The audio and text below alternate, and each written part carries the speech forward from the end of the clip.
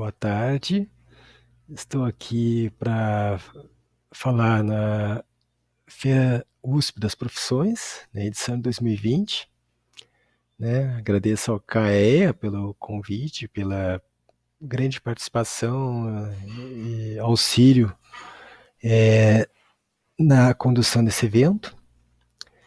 E assim, para quem não me conhece, meu nome é Marco, sou o professor Marco Alcântara, professor do Departamento de Ciências Básicas e Ambientais do DEBAS.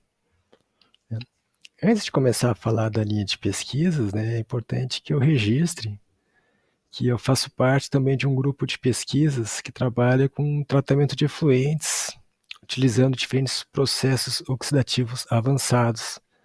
E que nesse grupo estão inclusos professores do tanto nosso departamento como do departamento de Química.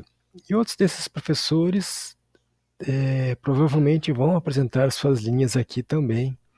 Eu só queria elencar que é o professor Elcio Isário Filho, lá do DEC, o Leandro Gonçalves Aguiar e a Patrícia Mongeiro da Roça, também do DEC.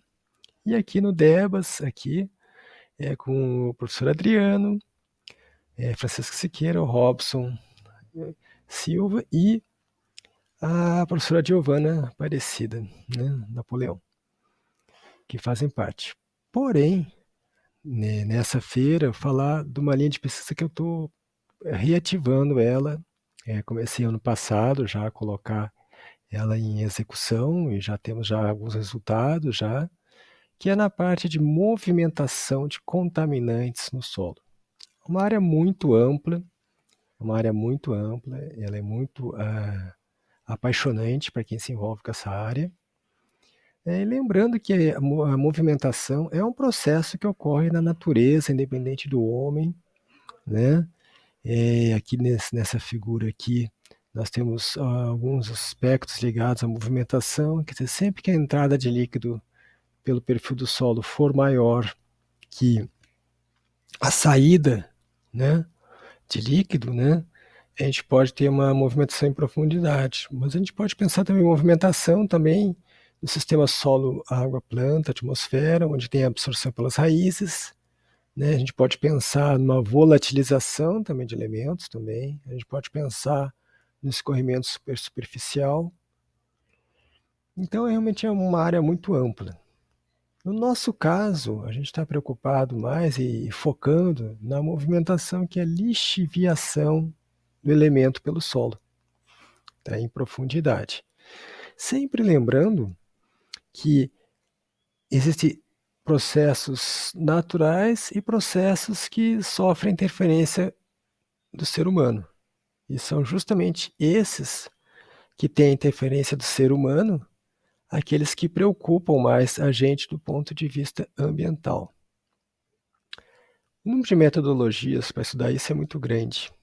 A gente aqui tem focado em estudos de laboratório, né, em colunas de lixiviação, são chamados estudos dinâmicos, e a gente tem utilizado para estudar esses processos de transporte, a teoria do deslocamento miscível, onde o contaminante, à medida que avança pelo perfil do solo, ele vai também se misturando com o líquido que ele está transportando. Essa teoria ela foi muito bem descrita em Kirkham e Powers em 72, as bases dela. E ela continua atual e valendo e sendo explorada até o dia de hoje. Então aqui é só para ilustrar, a gente obtém gráficos desse tipo aqui, assim. À medida que a gente vai coletando o contaminante em profundidade, no início a concentração dele é muito baixa, o tempo vai passando, ou o volume aplicado vai passando, a concentração vai aumentando, e até que chega uma hora que ele começa a ser desabsorvido pelo perfil do solo e começa a diminuir novamente a concentração dele. Então essa é uma curva típica de transporte de contaminantes em colunas de solo. A gente tem utilizado para os nossos estudos o sistema de lixiviação, que em princípio, nós temos aqui a nossa coluna de solo, tá? E a gente faz passar pela coluna do solo o líquido, que é bombeado por uma bomba peristáltica para ter um volume constante sempre, uma taxa constante sendo bombeada. E a gente vai coletando essas amostras aqui com um coletor automático de frações de tempos em tempos. Então, esse sistema aqui tem várias etapas, desde a colocação do solo, que tem que ser com uma densidade bem certa, em etapas, por camadas. Depois uma parte de saturação com uma solução deslocadora pela base, uma saturação vagarosa. Depois uma aplicação de uma solução deslocadora aqui pelo topo até atingir um fluxo constante, que é quando a gente começa a contar o tempo e o volume do experimento. A gente aplica um pulso com um contaminante e seguido de novo da solução deslocadora até o final do experimento. Então aqui alguns detalhes de colocação do solo na coluna, tá? A parte de saturação com a solução deslocadora e depois a aplicação do pulso em cima. E a gente tem aquelas curvas de transposição, onde aqui a gente tem um tempo no eixo X, que corresponde a um certo volume, e também um volume de poros, que é uma relação entre o volume aplicado e o volume ocupado pelos poros do solo. E aqui, no eixo Y, a gente vai ter a concentração ou concentração relativa. Para ilustrar os trabalhos que a gente está fazendo, eu trouxe aqui um pouco de um trabalho que vai ser apresentado no Conresol, o terceiro Conresol, que é o Congresso Sul-Americano de Resíduos Sólidos e Sustentabilidade, que vai ser apresentado em Gramado, RS, né? E que esse ano vai ter que ser de forma online, não será presencial. Esse trabalho ele foi conduzido por mim, né? Coordenado por mim, com o auxílio do professor Elcio, e com a minha aluna, né, de TCC, no caso a Laís Pina, que pegou os dados todos para analisar.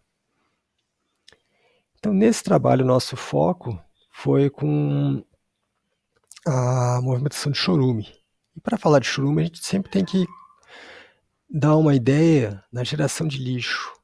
Então, as estimativas de geração de lixo são simplesmente assombrosas. Dados do World Bank, né, estimam que as cidades do mundo geram 1,3 bilhões de toneladas por dia, que daria uma média de 1,2 quilos por pessoa, e que até 2025, 2,2 bilhões de toneladas de lixo por dia. Então, são quantidades bastante expressivas e muito preocupantes. No Brasil, por exemplo, né, nós temos também quantidades bastante expressivas, aqui a geração por dia. E o que é interessante, essas figuras mostram dados de 2016, 2017, só que a colocação em aterros sanitários, aterros controlados e lixão. Então veja, nós temos uma política nacional de resíduos sólidos dizendo só pode agora em aterros sanitários. E até 2017, uma quantidade nada desprezível, né, 18%, né, do total, sendo colocadas em lixões.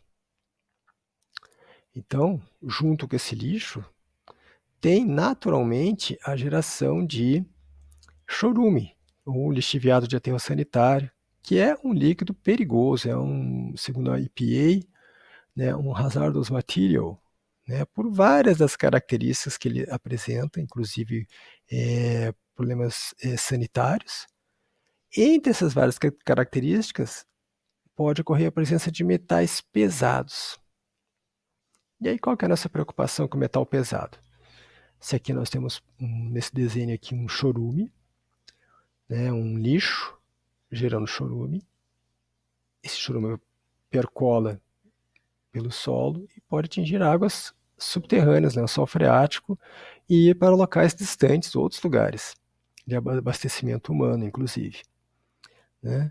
Lógico que em aterros sanitários, onde tem uma impermeabilização aqui, o problema é bastante diminuído, mas de qualquer maneira ainda assim tem a geração de chorume que precisa ver o que faz com ele. No caso de lixão a céu aberto, toda essa preocupação aqui aumenta pela existência de chuva, que faz com que ocorra mais lixiviação ainda desse líquido. Bom, pode estar pensando, os metais pesados em chorume, em lixo, não é proibido descartar pilhas e baterias? Né? Porque pilhas e baterias pode ser fonte de cádmio, de chumbo, por exemplo. Pois é, a expectativa é que realmente não deveria ser descartado em locais apropriados.